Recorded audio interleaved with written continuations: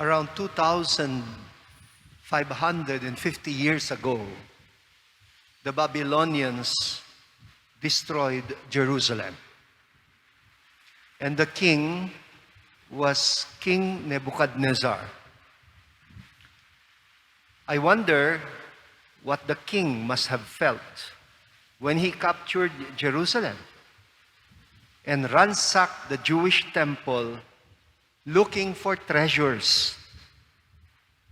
He must have heard of the famous Ark of the Covenant of the Jewish people that was being kept in the innermost chamber of the Temple of Jerusalem, that chamber called the Holy of Holies.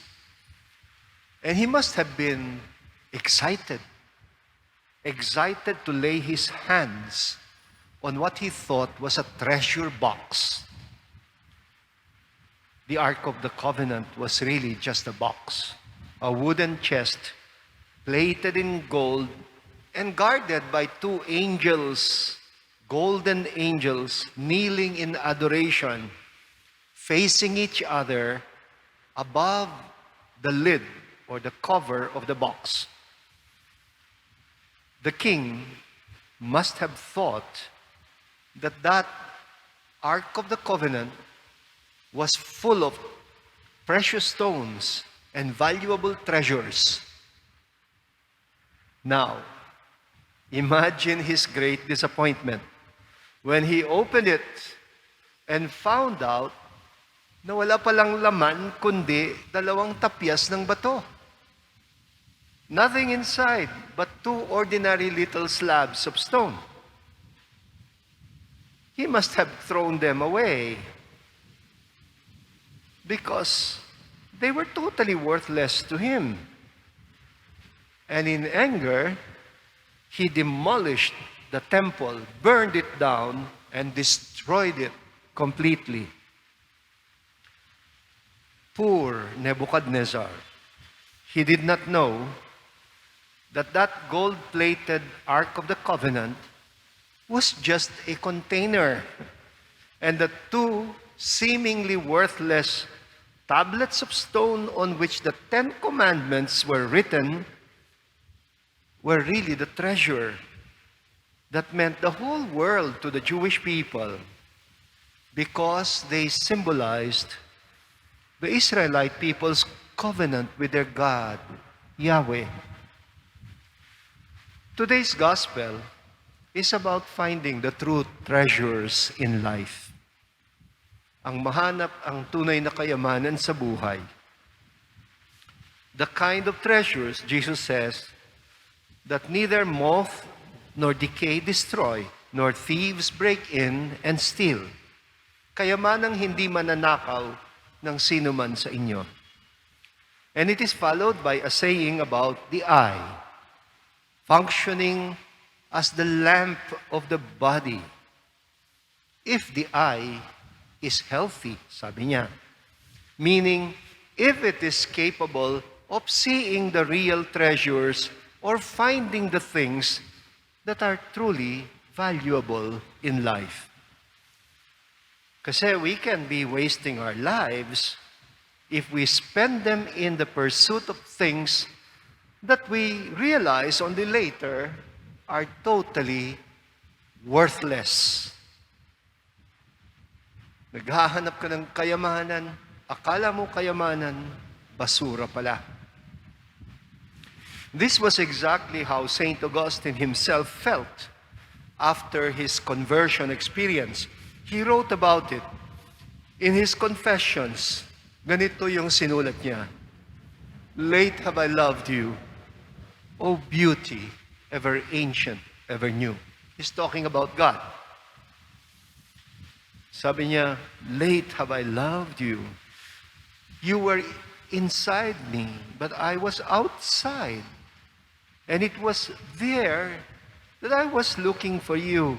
In my ugliness, I plunged into the beautiful things that you created. You were with me, but I was not with you. Created things kept me from you. Yet, if they had not been in you, they would not have been at all. And then he says, you called, you shouted, you broke through my deafness, you flashed, you shone, and dispelled my blindness. Augustine calls it his blind state before his conversion. I think the blindness that St. Augustine speaks about is what Jesus means when he says in the gospel, if the light in you is darkness, how great will the darkness be?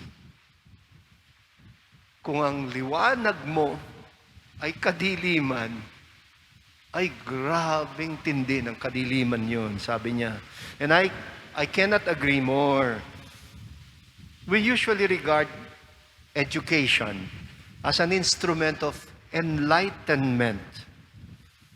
But I am sure that you have met a lot of highly educated people in this world who have twisted minds and a very dark sense of values. Ay nako, I know enough educated people who are in every respect unenlightened. People who have no respect for the rights and welfare of other people. People who know only the economics of self-interest and the politics of power play. I have known many educated people whose consciences are calloused or dead, and who contribute nothing at all to society. This morning, I saw a posting on Facebook about a child psychologist and a survivor of the Holocaust in Germany. His name is Chaim Ginott. On one occasion, Chaim Ginott was invited to speak to a group of teachers. Ganito yung sinabi niya. Dear teachers, I am a survivor of a concentration camp. My eyes saw what no person should witness. Gas chambers built by learned engineers. Children poisoned by educated doctors.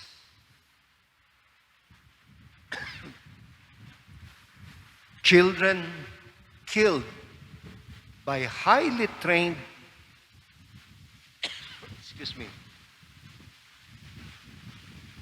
nahirinan ako.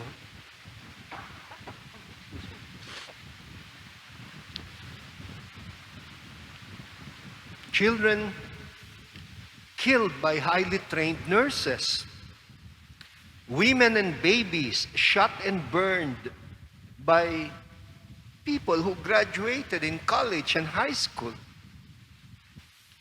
And then he says, that is why I am suspicious of education. And my request to you is, please, help your students become human.